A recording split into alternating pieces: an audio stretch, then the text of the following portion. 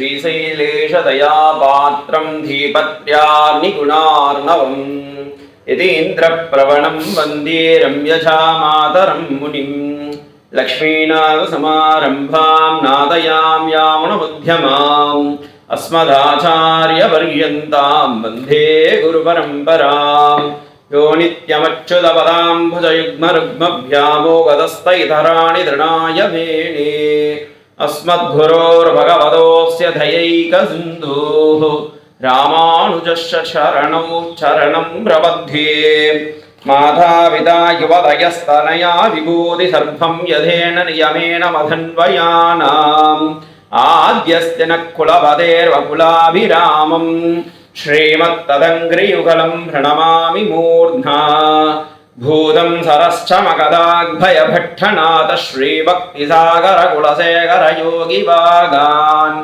भक्ताङ्गुरेव वरकालयतीन्द्रमिश्रां श्रीमत्पराङ्कुशमुनिं प्रणतोऽस्मि नित्यं कूजन्तं राम रामेति मधुरं मधुराक्षरम् आरुह्यकविताशाखां वन्दे वाल्मीकिकोकिलम् मनोजवं मारुततुल्यवेगं जितेन्द्रियं बुद्धिमतां वरिष्ठं वातात्मजं वानरयूथमुख्यं श्रीरामदूतं शिरसा नमामि। अखिल भुवन जन्मस्तेम भंगादिलीले विनद विविध भूत व्रात रक्षैक दीप्ते श्रुति शिरसि विदीप्ते ब्रह्मणि श्रीनिवासे भवतु मम परस्मिन् श्रेमुषी भक्ति रूपा। श्रीमद् वाल्मीकि रामायणத்தில் பாலகாண்டத்தில் 49வது சர்க்கத்தில் ராமனுடைய பாத ஸ்பர்ஷம் பட்டு அகல்யா தேவி சாப விமோசனம் அடைகின்றாள். அதை அழகாக வால்மீகி மகரிஷியும் வர்ணிக்கின்றார். விஸ்வாமித்திரர் மெய்வியக்க கம்பநாட்டாழ்வாரின் திருவாய் மலர்ந்து அவர் சொல்கின்றார் 475வது பாசுரத்தில், இவ்வண்ணம் நிகழ்ந்த வண்ணம் இனி இந்த உலகுக்கெல்லாம் உய்வண்ணம் அன்றி மற்றோர் துய்வண்ணம் ஊறுவது உண்டோ மை வண்ணத்து அரக்கி போரில் மழை வண்ணத்து அண்ணலே உன் கை வண்ணம் அங்கு கண்டேன் கால் வண்ணம் இங்கு கண்டேன் அப்படின்னார். இதுல ஏகப்பட்ட வியாக்கியானங்கள் இருக்கு.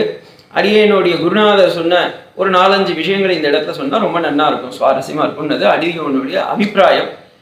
மை வண்ணத்து அரக்கி போரில் தாடகாவின் யுத்தத்தில் உன்னுடைய கை வண்ணத்தை, உன்னுடைய வில்லின் சிரேஷ்டத்தை நான் அங்கு கண்டேன் அப்பா.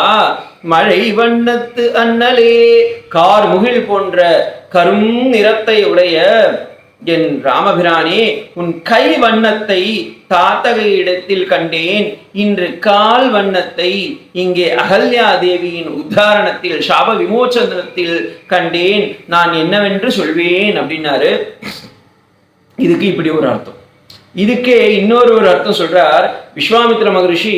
ஏன் இந்த வார்த்தையை சொன்னார்னா, உன்னுடைய கை வண்ணத்தை நான் அங்கே கண்டேன், ஆனால் உன் வாழ்க்கையில் இனிமேல் நிகழக்கூடிய சிறப்புகளை எல்லாம் நான் கால் வண்ணம் மட்டுமே காண முடியுமே அப்பா என்பதற்காக கால் வண்ணம். ஏன்னா விஸ்வாமித்திர மகரிஷி இந்த வால்மீகி ராமாயணத்தில் 6 காண்டம், 7 பாலகாண்டம், அயோத்தியா காண்டம், ஆரண்ய காண்டம், கிஷ்கிந்தா காண்டம், சுந்தர காண்டம், யுத்த காண்டம், உத்தரகாண்டம் என்று.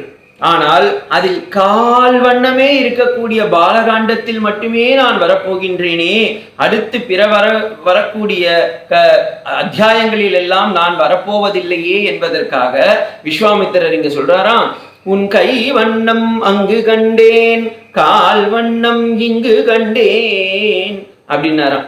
அது மட்டும் இல்லப்பா, உன்னுடைய கையின் சிறப்பினை, ஏன்னா கை எப்போவுமே அபயப்பிரதானம் கொடுத்து கொண்டே இருக்கிறது. ஆனால் நான் நினைத்தேன், பெருமாளே உன்னுடைய திருக்கைகள் இரண்டும் அபயத்தையும் வரதத்தையுமே கொடுத்து கொண்டிருக்கின்றது என்று நினைத்தேன். ஆனால் அப்படி இல்லை, உன்னுடைய காலுக்கும் திருப்பாதத்திற்கும் நமக்குன்னு அதான் அது காலு, பகவானுக்கு அது திருப்பாதங்கள். அந்த ஓங்கி உலர்ந்து கலந்த உத்தமனுடைய பேர் பாடி நம்ம ஆண்டாள் சொல்றா பாருங்க. அப்ப அந்த அவருடைய கால் எப்படின்னா திருப்பாதங்கள் அப்படியே பிஞ்சு பாதம். மலையாளத்தை சொல்லும்போது சொல்லுவாங்க, அந்த குஞ்சு பாதத்தை அழகாக அப்படியே வருடி பூமாறி இருக்குமா. அந்த பூமாறி இருக்கக்கூடிய அந்த பொற்பாதங்களை அப்படியே வருடி விடணும். எல்லா ஆழ்வார்களும் ஆச்சாரியர்களும் போய் பார்த்தீங்கன்னா இன்னைக்கு வரைக்கும் எப்பவுமே பகவான் கிடத்துல கேட்கறது என்ன, உன்னுடைய பாதார விந்தங்களை என்னிடம் சேர்க்க மாட்டாயா, அதை நான் தொடமாட்டேனா அடைய மாட்டேனா அப்படின்னு நினைப்பா. அதேதான் இங்கேயும் கேட்கிறார். உன் கால் வண்ணம் இங்கு கண்டேன், உன்னுடைய காலின் அழகினை நான் இங்கே கண்டுவிட்டேன் ராமா அப்படின்ற. இது என்னன்னா வண்ணம் வண்ணம் வண்ணம் பாருங்கோ. இவ்வண்ணம் நிகழ்ந்த வண்ணம் உய் வண்ணம் துய் வண்ணம் வண்ணத்து வண்ணத்து அண்ணலே உன் கை வண்ணம் கால் வண்ணம் இப்படின்னு எல்லாம் வண்ணம் வண்ணமா வருது பாருங்க. இதுக்கு பேரே, இந்த மீட்டருக்கு பேரே என்னன்னா வண்ணத்தை யூஸ் பண்ணதுனால அது ஒரு மீட்டர். இதை யாரு கம்பருக்கு இன்ஸ்பிரேஷன் கொடுத்தாருன்னு எங்க ஆச்சாரியர் சொல்வார். திருமங்கையாழ்வார். திருமங்கையாழ்வார் திருநெடுந்தாண்டகம் அப்படின்ற இடத்துல திருமொழியில 3வது பாசுரத்துல சொல்லும் போது பார்த்தீங்கன்னா இவரும் இதே மாதிரி யூஸ் பண்றார். மை வண்ணத்து நறுங்கி குஞ்சி குழல் பின் தழ தாழ மகரம் சேர் குழை இருப்பா இடிக்கிலாயாட எய் வண்ணத்து வெஞ்சிலையே துணையாய் இங்கே இருவராய் வந்தான் என்று முன்னே நின்றான். கைவண்ணம் தாமரை கமலம் போலும் கண்ணினை அரவிந்தம் அடியும் அக்தே இவ்வண்ணம் தளர்ந்த நிலையும் கண்டு தோழி அவரை நாம் தேவரென்று நினைத்தோமே அப்படின்னு 2072வது பாசுரத்துல சொல்றார். இவருக்கு ஏன்னா இந்த பாசுரம் ரொம்ப பியூட்டிஃபுல்லான ஒரு பாசுரம். இதே போல திங்களூர் என்னும் திவ்ய கஷேத்திரம், இன்னைக்கு இருக்கிற மயிலாடுதுறையில இருக்கக்கூடிய கஷேத்திரம், அந்த இடத்துல இருக்கிற சுவாமியுடைய பெயர் பரிமளரங்கன். அந்த பரிமளரங்கன்னவருக்கு ஏந்தல் வண்ணம் அப்படின்ற ஒரு பாசுரமே ஆழ்வார் பாடியிருக்கார். திருமங்கை ஆழ்வார் எப்படி பாடியிருக்காருன்னா, முன்னை வண்ணம் பாலின் வண்ணம் முழுதும் நிலையும் நின் பின்னை வண்ணம் கொண்ட வண்ணம் வண்ணம் என்னொரு கால் பொன்னில் வண்ணம் மணியின் வண்ணம் புரை திருமேனி இவ்வண்ணம் என்று காட்டீர் இந்தலூரே அப்படின்னு. ஏன் திருமங்கையாழ் பாருங்கோ, திருமங்கையாழ்வாருடைய இன்ஸ்பிரேஷன்ல கம்பநாட்டாழ்வார் என்ன பண்ணிட்டார், அதை அப்படியே எடுத்துட்டார். நானும் இப்படியே செய்யறம்பா அப்படின்னு சொல்லி பகவானுக்கு இவ்வண்ணம் நிகழ்ந்த வண்ணம் உய் வண்ணம் வண்ணத்து கை வண்ணம் கால் வண்ணம்னு வண்ணத்திலே போட்டுட்டார். இது மாதிரி நிறைய பேர் பாடியிருக்கா. ஏன் இதை தெரியணும் அப்படின்னா, ஆழ்வார்களுடைய ஆச்சாரியர்களுடைய பின்பற்றி வந்தவர்கள் ஆழ்வார்கள், ஆழ்வார்களுடைய வாசகத்தை பின்பற்றி வந்தவர்கள் எல்லாம் கவிகள். அந்த கவிகளும் ரிஷிகளும் எழுதிய காவியத்தை கண்டால் நாமும் அப்படி உய்ய ஒரே வழி உடையவர் திருவடி என்பதை நாம் அறிய முடியும். அதற்காக நான் இதை சொன்னேன். இதை சொல்லி அகல்யாவுக்கு சாப விமோசனம் கொடுத்து அந்த தசரத மகாராஜாவுடைய புத்திரனான ராமபிரான் அவர்களுடைய திருப்பாதங்களில் நமஸ்காரம் செய்துவிட்டு அங்கிருந்து அவர்கள் புறப்படுகின்றார்கள். அப்படி 81வது ஸ்லோகம் பாருங்கோ. 51வது சர்க்கத்துல விஸ்வாமித்ரர் அங்க சொல்றார், வாப்பா நம்ம அப்படியே ஃபர்தரா மிதிலைக்கு போலாம் அப்படின்னு சொல்லி தஸ்யத்வத்வசனம் சுத்வா விஸ்வாமித்ரஸ்ய தீமதஹ ரிஷ்டரோமோ மகாதேஜஹ சதானந்தா மகாதபஹ. இப்ப அகல்யாவுக்கு சாப விமோசனம் கிடைத்த பிறகு உடனே வால்மீகி ராமாயணம் பிரகாரம் பார்த்தீங்கன்னா அங்கே அவருடைய கணவனான கௌதமன் வந்து விடுகின்றார். இருவரும் சேர்ந்து ராமபிரானை ஆசீர்வாதம் செய்கின்றார்கள். அதற்கு பிறகு அவர் என்ன பண்றார், ராமனும் லக்ஷ்மணனும் ஃபர்தரா மிதிலைக்கு போறாங்க. அங்க சதானந்தன் இருக்கார். சதானந்தன்றவர் யாருன்னா ஜனகனுடைய ஆஸ்தான வித்வான். அது மட்டும் இல்ல, இந்த கௌதம ரிஷிக்கும் அகல்யாதேவிக்கும் பிறந்த குழந்தை. அவர் தான் சீஃப் புரோகிதர். அவர் எல்லா ஞான சம்பன்னனாக இருக்கின்றார். அவர் சொல்றார் 51வது சர்க்கம் 3வது ஸ்லோகத்துல சதோ நிஷன்னௌ சம்க்ஷேய சுகாசீனோ நிருபாத்மஜௌ சதானந்தௌ முனிஸ்ரேஷ்ட விஸ்வாமித்ரம் அப்ரவீத். அந்த சதானந்தர் என்ன பண்றார், விஸ்வாமித்ர மகரிஷியை பார்த்து, ஐயோ சுவாமி நீங்க பெரிய மகரிஷியாச்சே, நீங்க வந்திருக்கீங்களே இங்க அப்படின்னு சொல்லிட்டு, ஸ்வாகதம் தே நரஸ்ரேஷ்ட திவ்யா திஷ்டியா பிராப்தோசி ராகவ விஸ்வாமித்ரம் புரக்கிருத்ய மகர்ஷிம் அபராஜிதம். அபராஜிதம் அப்படின்னா ந பராஜா, எதிரிகள் எல்லாம் இவனை அழிக்க முடியாதவன். ந ஜிதஹ அபராஜிதஹ அப்படின்னு நஞ்சி தத் புருஷத்துல சொல்றா. அப்படியாப்பட்ட மகாரிஷியே, விஸ்வாமித்ர மகரிஷியே, நீங்களே எங்களுடைய மிதிலைக்கு வந்திருக்கீங்கன்னா ரொம்ப இது. ஏன் இதை சொல்றாருன்னா, by the time when Vishwamitra and Rama and Lakshmana reached Ayodhya, Mithila, அங்கே தனுர்யாகம் முடிந்து விட்டது. முடிந்த தனுர்யாகம் அப்புறமா இப்ப இவர் வந்திருக்காளே, விஸ்வாமித்திரன் வேற கௌஷிகனாச்சே, இவன் வந்து ஒரு சத்திரியனாச்சே, கோவப்பட்ட போறது அப்படின்றதுக்காக சதானந்தர் என்ன பண்றார், அப்பயே ஒரு ஸ்வாகதம் சுஸ்வாகதம் சொல்லி நமஸ்காரம் பண்ணி வச்சுடுறார். அங்க இப்ப விஸ்வாமித்திரருடைய கதையை பத்தி சதானந்தர் ராமருக்கும் லக்ஷ்மணருக்கும் சொல்றாரு. ஏன்னா ராம லக்ஷ்மணர்களுக்கு விஸ்வாமித்திரர் என்ன பண்ணாரு, கங்காவதாரம், அப்புறமா குமார சம்பவம். பாருங்க, ராமாயணத்துல வால்மீகி ராமாயணத்துல குமார சம்பவம் இருக்கு. அது ஒரு பெரிய விஷயம். சிவபுராணத்திலையும் ஸ்கந்த புராணத்திலையும் தான் இந்த குமார சம்பவம்ன்றது வருது. ஆனா வால்மீகி ராமாயணத்திலையும் இருக்கு குமார சம்பவம். அதை சொல்றார், காதே புத்ரே மகாதேஜா விஸ்வாமித்ரோ மகாமுனிஹி. இந்த விஸ்வாமித்திரன்றவர் யாருன்னா காதியுடைய புத்திரர். ஒரு காலத்தில் கைசிக மகாராஜாவுடைய காதியின் புத்திரனாக வளர்ந்தவர் அவர். இன்று பெரிய மகரிஷியாக மாறிவிட்டார், அவரை நான் நமஸ்கரிக்கின்றேன் அப்படின்னு சொல்லி 53வது சர்க்கத்துல அவர் எப்படி யார் யாருக்கெல்லாம் நல்லது செஞ்சாருன்றத விஸ்வாமித்திரருடைய சரித்திரத்தை விலாவரியா சொல்றார். அடியேன் ஸ்ரீமத் பாகவதத்துல நான் அதை சம்பூர்ணமா சொல்லியிருக்கேன். அதனால இன்னொரு முறை அதையே நம்ம ரிப்பீட் பண்ணணும் அப்படின்றது அவசியம் கிடையாது. அதனால நான் அதை விட்டுடுறேன். அங்க சபலா அப்படின்ற ஒரு காமதேனு, அது வசிஷ்டருடைய ஆசிரமத்துல வளர்ந்துட்டு இருக்கு. அப்படி வளர்ந்துட்டு இருக்க காலத்துல கௌஷிகன் என்ன பண்றார், அவரு ஒரு சத்திரியனா இருக்கிற காலத்துல அந்த வசிஷ்டருடைய ஆசிரமத்துக்கு வர்றார். இத்தனை பேர் நான் படையோட வந்திருக்கேனே, எங்களுக்கெல்லாம் சாப்பாடு அன்னம் போட்டு அமுது செய்ய முடியுமா அப்படின்னு கேட்கிறார். தாராளமா செய்யலாம், உங்களுக்கு என்ன சாப்பாடு வேணுமோ அதையே நான் செய்யறேன். உங்களுக்கு கேரளா புட்டு வேணுமா, இல்ல தமிழ்நாட்டு இடியாப்பம் வேணுமா, இல்ல என்ன சுகி வேணுமோ, சொபேட்டோ வேணுமா, என்ன வேணும்னாலும் ஆர்டர் பண்ணிக்கோங்க அப்படின்னு சொல்லிட்டார். உடனே அதுக்கேற்ற மாதிரி இந்த கௌஷிகனும் அவர்களுடைய அந்த படைகள் மக்கள் எல்லாரும் வீரர்களும் ஒன்னா சேர்ந்து அவாளுக்கு வேண்டதா கேட்கிறா.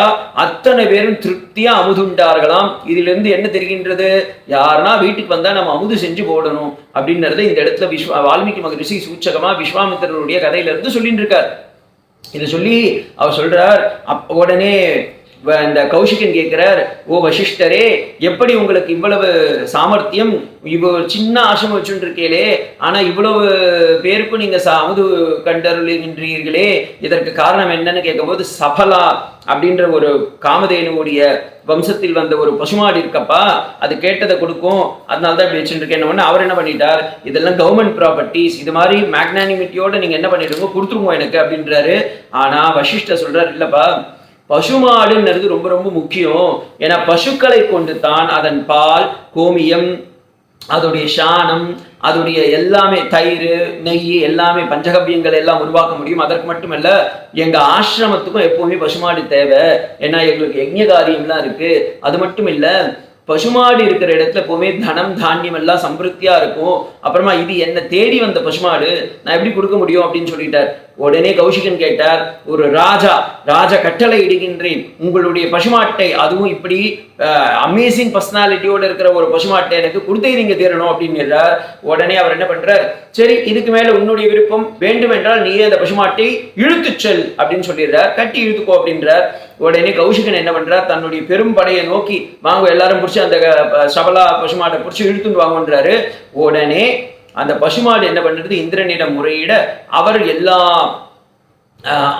தேவர்களை எல்லாம் அனுப்பி அவங்க கூட சண்டை போடுறாங்க. கடைசியில கௌஷிகன் அதுல தோற்று விடுகின்றான். இப்படி தோற்றதன் காரணம் என்னவென்று அவர் ஒரு மினிட்ஸ் ஆஃப் மீட்டிங் போட்டு அவர் அந்த மீட்டிங்ல கடைசியா எடுத்த ரெசல்யூஷன் என்னன்னா, வசிஷ்டரை நாம் இப்படி எதுவுமே செய்ய முடியாது. ஏன்னா அவர் பிரம்ம தேஜஸோடு இருக்கின்றவர், அவர் பிரம்ம ரிஷியாக இருக்கின்றார், அவரை நாம் ஒன்றும் செய்வதற்கு இல்லை அப்படின்னு கண்டுபிடிக்கிறார். இதை பார்த்துட்டு அவர் என்ன பண்றார், கௌஷிகன் நானும் பிரம்ம ரிஷியாக மாற வேண்டும் அப்படின்றார். அவருடைய குரு கிட்ட எல்லாம் கேட்கிறார். அதுக்கப்புறமா திருப்பியும் நிறைய முறை என்ன அரியர் இல்லா படிப்பு அற படிப்புன்ற மாதிரி அவர் 4-5 அரியர்லாம் எடுத்து கடைசியில விஸ்வாமித்திர மகரிஷியாக மாறுகின்றார். இந்த சர்க்கம் முழுக்க சதானந்தர் என்ன பண்ணிடுறார், ராம லக்ஷ்மணர்களுக்கு அத்தனை கதைகளையும் சொல்லி சுனஸ்யப்பனுடைய கதை எல்லாத்தையும் பின்னாடி ஏன்னா நான் பாகவதத்தில் அது தெளிவாக சொல்லியிருக்கேன், அதனால நான் இந்த இடத்துல வரல, அதை அப்படியே ஃபுல்லாக சொல்றார். இந்த ராமபிரானுடைய அழகா அந்த சூரிய குலத்தை அப்படியே இது பண்றாங்க, சொல்லிகிட்டே வரார். கடைசியில சதானந்தருடைய இந்த இதுக்கெல்லாம் ராமன் ரொம்ப சந்தோஷப்படுறார். 64வது சர்க்கத்துக்கு போயிடுங்கோ. அதுக்கப்புறமா அவர் என்ன பண்றாருன்னா, இப்ப ராமனை ஒரு व्यसனமாக வைத்துக்கொண்டு விஸ்வாமித்திர மகரிஷி சொல்றார், மிதிலையில் அடைந்த ஜனகனை நோக்கி, ஏ ஜனகா, என்னுடைய இந்த 2 குழந்தைகளும் ராமலக்ஷ்மணர் என்பவர்கள் வசிஷ்டருடைய குருகுலத்தில் பயின்றவர்கள், தசரதனுடைய மகன்கள் அப்படின்றார். இப்ப இதுல ஒரு சூச்சகம் இருக்கு. முதல்ல நம்ம எப்பவுமே என்ன சொல்லணும்னா, is the son of somebody and is studying in some school அப்படின்னு தான் சொல்லணும். ஆனா இவர் என்ன பண்ணிட்டார், குருவை முதல்ல வச்சுட்டு அப்பா அம்மாவை பின்னாடி வச்சுட்டார். ஏன் அப்படி வச்சாருன்னா, விஸ்வாமித்திரர் அவருக்கு ஒரு சின்ன டவுட்டான். மிதிலையில போயிட்டு நம்ம ஜனகன் முன்னாடி பேசிட்டு இருக்கோம், அவனும் விதேகன்னு நேற்று தான் சுவாமிஜியே சொன்னாரு. இப்ப அப்படியாப்பட்ட பிரம்ம தேஜஸான இருக்கிறவர்கிட்ட போயிட்டு, இல்லப்பா நான் தசரதனுடைய பையன் ராமனை கூட்டுன்னு வந்திருக்கேன்னு சொன்னா, தசரதனுக்கோ ஏகப்பட்ட திருமணமாகி இருக்கு, ஆனா இப்ப ராமனையும் நாம் இந்த வில்லை முறிக்க சொன்னால் உடனே என்ன ஆயிடும்னா, சீதையை போல நிறைய சீதா கீதா எல்லாம் வந்துருவா போல இருக்கு அப்படின்னு நினைச்சுப்பார். அதனால அப்படி இல்லப்பா, சரஸ்வதியுடைய மகனான வசிஷ்டர், அந்த வசிஷ்டருடைய எப்படி ஏகபத்னி விரதனாக இருக்கின்றாரோ அவருடைய சிஷ்யனான ராமனை நான் அழைத்து வந்திருக்கின்றேன் அப்படின்றார். உடனே அங்க தனுர் பங்கம், அந்த யாகத்தை முடிந்த அந்த தனுஷை அவர் பார்க்க வேண்டும் என்று வேட்கை கொள்கின்றார். அதன் பிறகு எல்லோரும் அதற்கு ஏற்ற மாதிரி அவங்க இணைகின்றார்கள். 67வது சர்க்கம் போய் பாருங்கோ. ஜனகஸ்ய முதல் ஸ்லோகமே, ஜனகஸ்ய வச்சனம் ஸ்ருத்வா விஸ்வாமித்ரோ மகாமுனிஹி தனுர்தர்ஷய ராமஸ்ய இதி ஓமாச பிரார்த்திவம். அப்ப இந்த தனுஷை பத்தி இந்த ஜனகன் என்ன பண்றார், 2 விதமான கதைகளை நான் சொல்ல வேண்டும் அப்படின்னு சொல்லிடுறார். அது என்னன்னதையும் நான் சொல்லிடுறேன். இதுக்கு பியூட்டிஃபுல்லா சொல்றார், தக்ஷ யாகம் செய்யும் பொழுது சிவன் அவருடைய மாமனாரை ஆன தக்ஷனை கொல்ல இந்த சிவதனுசை எடுத்தாராம்.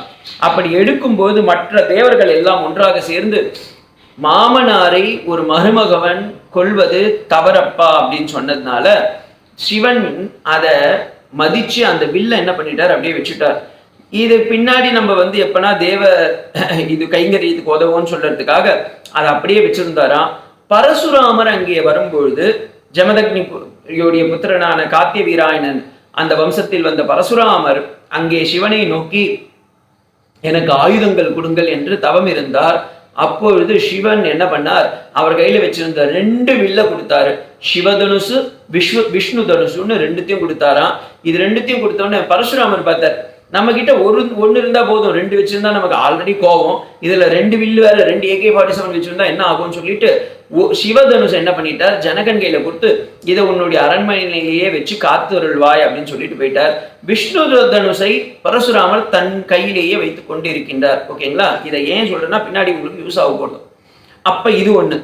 மன்னன் தன்னுடைய சீத்தை எப்படி பிறந்தாள் என்பதை ஜனகன் விஸ்வாமித்திரருக்கு சொல்றார். முன்னொரு காலத்தில் ஜனகபுரியில் மழையே இல்லாமல் இருந்தபோது அந்த ஏற்கலப்பை, அந்த நுனிக்கு பேர் சீதான்வாங்க, அந்த ஏற்கலப்பையை கொண்டு நான் உழுதேன். அப்படி உழும்பொழுது ஒரு பெட்டி அகப்பட்டது. அந்த பெட்டிக்குள் இருந்தவள் தான் சீதை.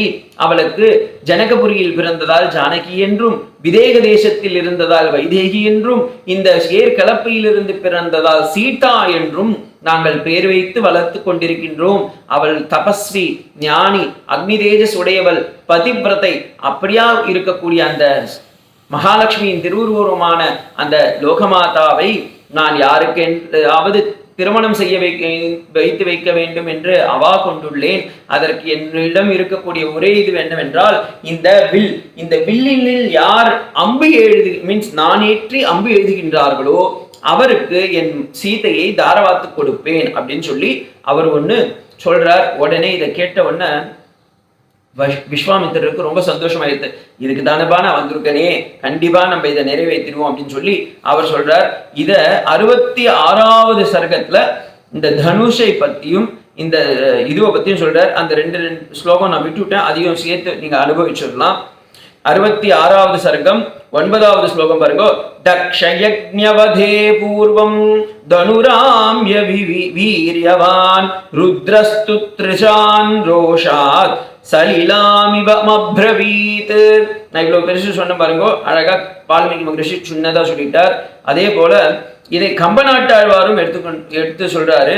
இந்த மிதிலையை அடைந்த ராமன் எப்படி இருக்கின்றான் என்றால், பள்ளி நீங்கி பாக்யம் பழவ நல்வார் வெல்லவான் கரை கவ்வார் கடைசியர் மிதிலை கல்ல வான் கொடும் கண்ணிழல் கழலென கருதா அள்ளி நானும் அகன் பகை மிதிலை நாடு அடைந்தனர். அப்படி மிதிலையை அடைந்த பிறகு அவர் எப்படி இருக்கார்? இந்த இடத்துல வால்மீகி மகரிஷி சொல்லாததை கம்பநாட்டாழ்வார் சொல்லிடுறார். ஏன்னா வால்மீகி மகரிஷியுடைய வருஷன் பிரகாரம் திருமணம்னு அவர் ஜனகன் சொன்னாலும் அம்பு முறிவிற்கு பிறகு ராமர் சீதையை பார்க்கவில்லை. ஏனென்றால் அவர் அப்பாவுடைய பெர்மிஷன் இல்லாம எதுவுமே செய்ய மாட்டார். அதனால அவர் அப்படியே இருக்கார். இன்னொன்று நடந்ததை அவர் அப்படியே எழுதியிருக்கார். ஆனா வால்மீகி மகரிஷியோடைய இதுவுக்கு அப்படியே நேரா பார்த்தீங்கன்னா கம்பநாட்டாழ்வார் என்ன பண்ணிடுறார், அங்க கொஞ்சம் காதல் ரசத்தை உண்டு பண்ணுவதற்காக மிதிலை படலம்னே ஒன்று வச்சுட்டு இருக்கார். அந்த மிதிலை படலத்துல 480வது ஸ்லோகத்துல பியூட்டிஃபுல்லா சொல்லியிருக்கார். இது எல்லாரும் ஊருக்கே தெரிஞ்ச ஸ்லோகம் தான். மையரு மலரின் நீக்கி யான் செய்ய மாதவத்தில் வந்து செய்யவன் இருந்தால் என்று செழுமணி கொடிகள் என்றும் கைகளை நீட்டி அந்த கடிநகர் கமலச் செங்கன் ஐயனை உள்வாய் என்றழைப்பது போனம்மே. இது பியூட்டிஃபுல்லா இருக்கும். ராமரும் லக்ஷ்மணரும் விஸ்வாமித்ர மகரிஷியும் மிதிலையை அடைகின்றார்களாம். அப்படி அடையும் போது அந்த மிதிலையில எப்படி என்ன இருக்குன்னா, அங்க இருக்கிற அந்த கொடிமடல்ல இருக்கிற அந்த இலைகள் எல்லாம் இப்படி இப்படி பண்ணுதான், வாராமா வாராமா வாராமான்ட்டு. இதுக்கு அப்படியே காப்பி அடிச்சுட்டாரு சிலப்பதிகாரத்துல இளங்கோவடிகள். அவர் என்ன பண்ணிட்டார், கோவலனும் கண்ணகியும் மதுரை நகரத்திற்கு செல்லும் பொழுது அங்கேயும் காத்துல இலை ஆடுதான். ஆனா அங்க எப்படி இருக்குன்னா, நீ வராதே கோவலா, நீ இங்கே வராதே, கண்ணகி நீ மதுரையே வராதே, ஏனென்றால் நீ வந்தால் நீ விடோவா மாறி விடுவ அப்படின்னு சொல்லி வராதேன்னு சொல்லிட்டான். ஆனா இங்க ராமலட்சுமணர்கள் வரும்போது மிதிலையில வால்மீகி மகரிஷி என்ன பண்றார், நீங்கள் வாருங்கள் வாருங்கள்னு அந்த இலைகள் எல்லாம் இப்படி அழைக்கிறது தான். அதை அழகா சொல்றார். அப்படி சொல்றார், இந்த ராமா எப்படியாப்பட்டவன் அப்படின்றதையும் அவருடைய இதுல சொல்லி ராமனுடைய பராக்கிரமத்தை சொல்றார். இப்ப இந்த விஸ்வாமித்ர மகரிஷி சொல்றார், ஜனகா நான் அந்த தனுஷை நான் பார்க்க வேண்டும் அப்படின்றார். இப்ப இந்த வில் இருக்கு பாருங்க, அதை என்ன பண்றாரா, 8 சக்கர வண்டியில் வைத்து 5000 பெயர்களை கொண்டு தள்ளி வந்தார்கள் அப்படின்றத இங்க ரெக்கார்ட் பண்றார் வால்மீகி மகரிஷி. 67வது சர்க்கம் 4வது ஸ்லோகம். ரிணாம் சதானி பஞ்சத்வாஷாத்யாயாம் மகாத்மனாம் முஞ்சுஷ்டாம் அஷ்டசக்ராம் தாமுகுர் ஹஸ்தே கஞ்சன. கையால் தூக்க முடியாது, அதனால் 8 சக்கர வண்டியில் பாருங்க. 8 சக்கர வண்டி, நமக்கு 4 சக்கர வண்டி தெரியும், 2 சக்கர வண்டி பாருங்க. அந்த காலத்துல மாட்டு வண்டியில எல்லாம் 2 சக்கர வண்டி தான் இருந்திருக்கும். ஆனா இப்ப நம்ம ஹைவேல எல்லாம் பார்த்தீங்கன்னா பெரிய பெரிய லாரி எல்லாம் பார்த்தீங்கன்னா 12 சக்கரம் 8 சக்கரம் எல்லாம் வச்சுட்டு இருக்கோம். நம்ம பெருசா பீத்திக்கிறோம். இப்பதான் நம்மளுடைய ரோட் டிரான்ஸ்போர்டேஷன் எல்லாம் பெருசா இருக்குன்னு வால்மீகி மகரிஷி அன்னைக்கே ரெக்கார்ட் பண்ணி வச்சுட்டார். அவர் காலத்திலேயே 8 சக்கரத்திலயும் வண்டி இருந்திருக்கப்பா. அதை சொல்றார். 8 சக்கர வண்டியில் 5000 பேர்களை கொண்டு இழுத்து வந்தார்களாம். எதை? அந்த தனுரை, அந்த வில்லை எடுத்து வந்தார்களாம். இத பார்த்த உடனே ஜனகன் சொல்றான், நை தத் சுரகணா சர்வே நாசுரா நச ராட்சசா கந்தர்வ யக்ஷ பிரபவா சக்ரான் நரப் மகோரகா. யாராலும் இதை எடுக்கவே முடியவில்லை சுவாமி. நீங்க முதல்ல எடுக்கணும், இங்க எடுக்கிறதுக்கே யாருமே இல்லை சுவாமி அப்படின்னு சொல்றார். அப்படி சொல்றார், கந்தர்வ யக்ஷ பிரபவா. எவ்வளவு பேர்லாம் வந்திருக்கானா, சுரா வந்திருக்கார்கள், தேவர்கள் வந்திருக்கின்றார்கள், அசுரர்கள் வந்திருக்கிறார்கள், ராட்சசர்கள் வந்திருக்கார்கள், கந்தர்வர்கள் வந்திருக்கின்றார்கள், யக்ஷர்கள் வந்திருக்கிறார்கள். அத்தனை பேரும் வந்து ட்ரை பண்ணாங்கப்பா. யாரும் இந்த வில்ல வந்து தூக்க கூட முடியல, தொடவும் முடியல. இப்ப இதில் என்னன்னா, இந்த வில்லை எடுத்து நானேற்றி அம்பு எய்த வேண்டும் அப்படின்றது தான் என்னுடைய கோரிக்கை அப்படின்றார். உடனே க்வகதிம் மனுஷ்யானாம் ச தனுஷே தனுஷோஸ்ய பிரபூரணே. நான் ஏற்ற வேண்டும். பிரபூரணம்னா அந்த நாணி ஏற்ற வேண்டும். ஆரோபணே சமாயோகே வேபனே தோலனே பிபா. அதில் நாணை ஏற்றி அதில் நீ அம்பை எழுத வேண்டும் அப்படின்றார். உடனே இதை சொன்ன உடனே இதை வந்து ஜனகன் சொல்றார். இதை சொன்ன உடனே விஸ்வாமித்திர மகரிஷி பார்க்கிறார், என் குழந்தை ராமன் தான் பண்ணாததா, அவனுடைய சத்திய பராக்கிரமத்தை நான் தான் தாட்டகை சுபாகு மாரீச்சன்கிட்டே பார்த்துட்டு நீப்பா இப்ப பாரு என்ன பண்ண போறான்னு சொல்லி குருவுடைய ஆக்னிக்காக ராமன் அப்படியே வெயிட் பண்ணிட்டு இருக்கான். இந்த இடத்துல வால்மீகி மகரிஷி ஒரு சூப்பரா ஒரு ஸ்லோகத்தை போட்டார். விஸ்வாமித்ரஸ்து தர்மாத்மா ஸ்ருத்வா ஜனக பாஷிதம் வத்ஸ்ய ராம தனுர்பஷ்ய இதி ராகவம் அப்ரவீத். இந்த ஸ்லோகத்துக்கு வியாக்கியானம் எத்தனை பேர் சொல்லியிருக்கானா, எவ்வளோ பேர். எவ்வளவு அழகான ஸ்லோகம்னா, என்னுடைய ஆச்சாரியன் சொல்லுவார், அப்படி சொல்லிட்டு இருக்கும்போது சொல்லுவார், சுவாமி இந்த ஸ்லோகத்துல என்ன தெரியுமா ஒரு பெரிய விஷயம், இந்த ஸ்லோகத்தை வால்மீகி மகரிஷி விஸ்வாமித்திரர் எப்படி ராமனை பார்த்து சென்டென்ஸை பிரிச்சு போட்டாரோ அதே போல ராமா நீயும் அந்த வில்லை முறிச்சு விடு அப்படின்ற மாதிரி அவர் வார்த்தையை முறித்தார், நீ வில்லை முறித்து விடு அப்படின்றார். விஸ்வாமித்ரஸ்து தர்மாத்மா ஸ்ருத்வா ஜனக பாஷிதம். அப்படி தர்மாத்மாவான அந்த விஸ்வாமித்திரர் ஜனகனுடைய அந்த வில்லினை பற்றி ராமனையிடம் அப்படி ஒரு கண்ணு வாய் கூட பேசல. அவர் என்ன சொல்றார், வத்ஸ்ய ராம தனுர்பஷ்ய. இந்த இடத்துல பியூட்டிஃபுல்லான ஒரு வார்த்தை, சம்ஸ்கிருதம் தெரிஞ்சவா இதை நல்லா என்ஜாய் பண்ணிடுவா. பஷ்ய இதி வத்ஸ ராமேதி, இப்படி தான் வரணும். ஓகேங்களா? இது வந்து 3001வது ஸ்லோகம் வால்மீகி ராமாயணம். காயத்ரி ராமாயணம் நான் தனியா ஒன்று போட்டிருக்கேன். அந்த இடத்துல போய் பார்த்தீங்கன்னா 3001வது ஸ்லோகமா இருக்கும் இது. பஷ்ய ராமே பஷ்யதி வத்ஸ்ய ராமே அப்படின்னு சொன்னாவே போதும். ராமா அந்த வில்லை பார் அப்படின்னுது. இது எப்படின்னா, ராமா பார் எதை, வில்லை அப்படின்னு முறிச்சு விட்டுருக்காரு. அப்படி முறிச்சுட்டாருன்னா அப்படி என்ன அர்த்தம்னா, வார்த்தையை இவர் உடைத்தார், நீ ராமா வில்லை உடை அப்படின்றத அவர் வார்த்தை ஜாலத்துல காமிக்கிறார். இதை காமிச்ச உடனே ராமர் என்ன பண்ணாராம், அந்த வில்லை எடுத்தார் கையில. உடனே எல்லாரும் தேவர்கள், யக்ஷர்கள், கிண்ணர்கள், கருடர்கள் எல்லாரும் வந்து ஒன்னா சேர்ந்துட்டா. உடனே அங்கங்க இருந்து மிதிலாபுரியில இருக்க மக்கள் எல்லாம் பார்த்துட்டே இருக்கலாம், இந்த குட்டி குழந்தை 12 வயசு பையன், இவனால இந்த வில்லை முறிக்க முடியுமோ, இவன் சின்ன பையனா இருக்கானே, ரொம்ப இப்பதான் என்ன 8th ஸ்டாண்டர்ட் படிக்கிற மாதிரி இருக்கும் அது, அப்படி இருக்கிற குழந்தையாச்சு அப்படின்றாங்க. இதம் தனுர்வரம் பிரம்ம. பாருங்க, 8000 பேரு 8 சக்கர வண்டியில் 5000 பேர் வச்சு இழுத்துட்டு வந்த ஒரு வில்ல இந்த குட்டி குழந்தை உடைக்குமா அப்படின்னு கேட்டாலாம். அப்மா யத்னவம்சஸ்ச பவிஷ்யதி தோலே பூரணே பிவா லீலயா சதனுர் மத்தியே ஜக்ராய வசனான் முனி. இதை கேட்ட உடனே ராமன் பார்த்தான். இது எப்படின்னா, விஸ்வாமித்திரர் வாயால கூட சொல்லலையா, தனுர் பஷ்ய, அவர் அப்படியே கண்ணால பாக்குற, ராமா பாரு அப்படின்னாராம். பாருங்க, உடனே ராமன் புரிஞ்சுட்டான். சரி குருவே பண்ணிடுறேன் அப்படின்னு சொல்லிட்டு உடனே பண்ணார். அவர் என்ன பண்ணிட்டார்னா, ஆரோபயித்வா தர்மாத்மா பூரயாமாச வீரியவான் தத் பஜஸ்ய தனுர் மத்தியே நரஸ்ரேஷ்டமகாயஷாஹ. அவர் கையில எடுத்தாராம், நானேற்றுவதற்காக அந்த வில்லுல பாத்தீங்கன்னா ரெண்டு பக்கம் அந்த இது இருக்கும்ல, அந்த நூலை எடுத்து கீழே அப்படி ஏற்றணும், அதுக்கு இது பண்ணாரா அது முடிஞ்சிருத்து, டபால்னு ஒரு சத்தம் வந்துருது. உடனே ஒருத்தர் கேட்டார், சுவாமி இது என்ன இது, வெட்டின்னு வானா வேறியே புடிங்கிட்டு வர மாதிரி இவன் என்ன பண்ணிட்டான் பாருந்தானே சொன்னார், இவர் உடைச்சு விட்டாரு அப்படின்னா அங்க வார்த்தையை உடைச்சு அவர் காமிச்சுட்டார். எப்பா நீ உடனே. ரெண்டாவது அது ஆல்ரெடி ஜனகபுரியில ஆன்டிக் பீஸா இருந்திருக்கு. சிவன் கைலாசத்துல வச்சிருந்தார், அங்க ஆல்ரெடி பனிகாலத்துலதான் இந்த மரங்கள்லாம் வச்சிருந்தாருன்னா ரொம்ப நாள்னா ரொம்ப நல்லா இருக்காது, அந்த ஃபங்கஸ்லாம் வந்துடும்.